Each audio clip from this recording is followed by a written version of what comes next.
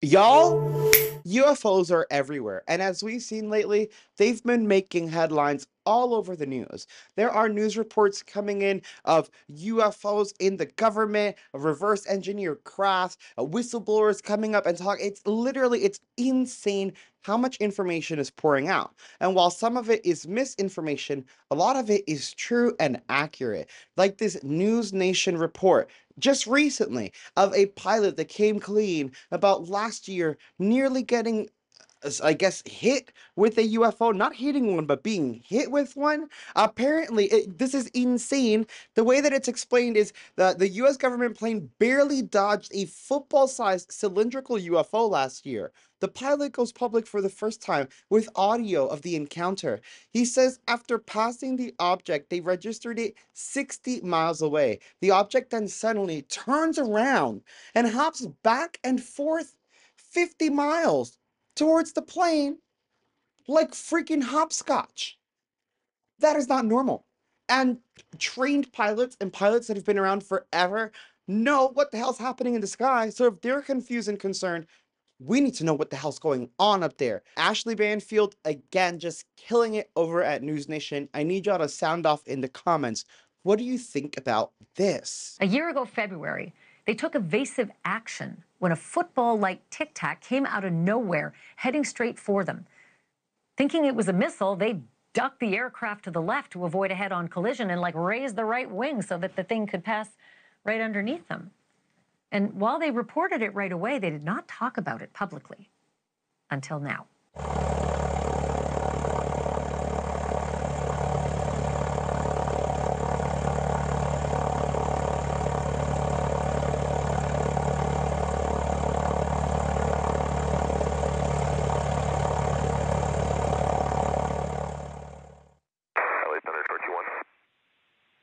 Troy 2-1, go ahead.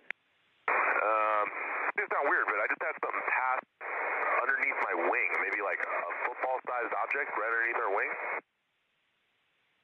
Troy 2-1, Roger. Do you think it was a drone or?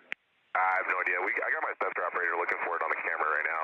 We'll see if we can find it. But it's like a dark gray cylindrical object, and it was probably the size of a football, and it passed maybe 10 feet under our right wing. Troy 2-1, Roger. Thank you for the report. Keep me advised if you find anything else out.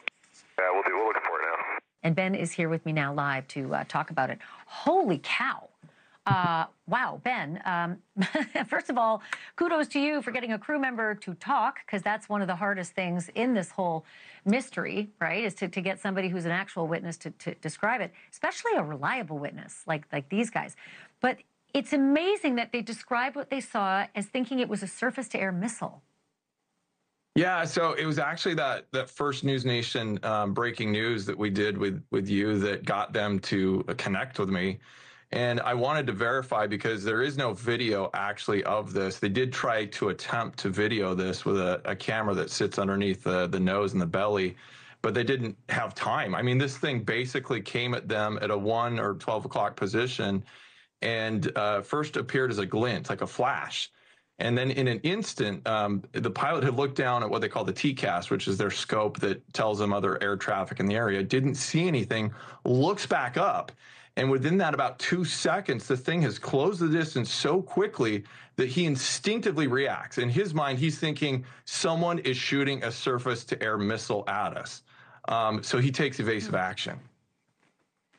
Okay, so then the next thing that's fascinating about that video, if we were to play the whole thing out long, is that these pilots are communicating with the ground and saying, this thing turned around and started coming back for us. That's my very inarticulate way of describing it. But tell me what they said happened when the thing, the Tic Tac, whatever it is, came back for them.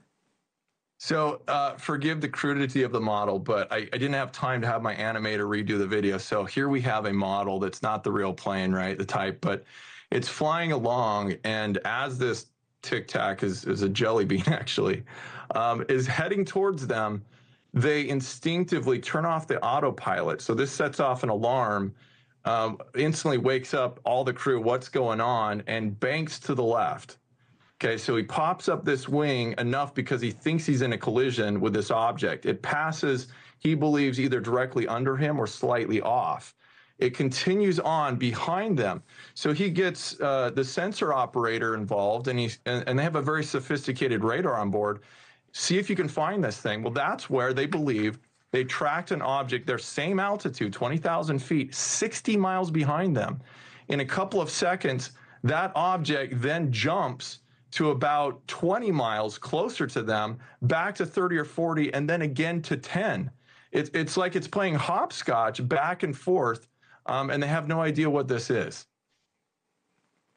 So obviously, I think most important question here would be, how did this crew member react, and what have they done with this information since, and how were they received delivering the news about what they went through? Well, first of all, as we always say, in incidents like this, it is a safety of flight issue. And that's why they called LA Center, the air traffic control, to report to them what just happened, right? They did their best to try and document, to try and record this thing. They're really concerned about it. It doesn't make sense that over California, you'd have a surface-to-air missile coming at you. But instinctively, I've been flying as a pilot, and I've had like a bird come towards my wing and pop that wing up really quick so I don't collide with it. That's a concern. Nobody should be flying at 20,000 feet unidentified. And this object had no means of visible propulsion. There was no smoke, no streak, no anything as it passes by. So how is it flying? And how is it going several times the speed of sound?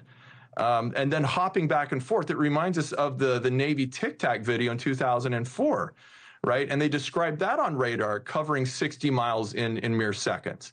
So same, California coastline, same kind of description, a lot of similarities. Everyone's baffled about it. And we're hoping that officials take this seriously and look into it. Well, like I said, you can't get a more reliable witness than a crew from Homeland Security pilots who literally had to protect themselves against it in terms of reporting. Now, as Ashley said, you cannot get a better witness than someone from Homeland Security, a crew that had to protect themselves. This is absolutely insane, and it's one of my favorite interviews, and I just love that these whistleblowers and these people are coming out and telling the truth. They're not afraid to tell the truth. It's like, why would he even lie about this? And thanks to News Nation for putting this front and center. They've been putting a lot of the UFO, alien, extraterrestrial, people would consider more woo news front and center, and I appreciate them, and I appreciate Ashley and her incredible journalism and hard work. Y'all are absolutely incredible. Guys, check out News Nation. They're linked below. Go give them the sub. Go do the things. Go smash the like. They're awesome. And there's more UFO videos to be watched. Check out those UFO videos, paranormal videos right there that are kind of scary sometimes and really fun and funny videos where we read Reddit. I'm having trouble with that one. Check out all the videos.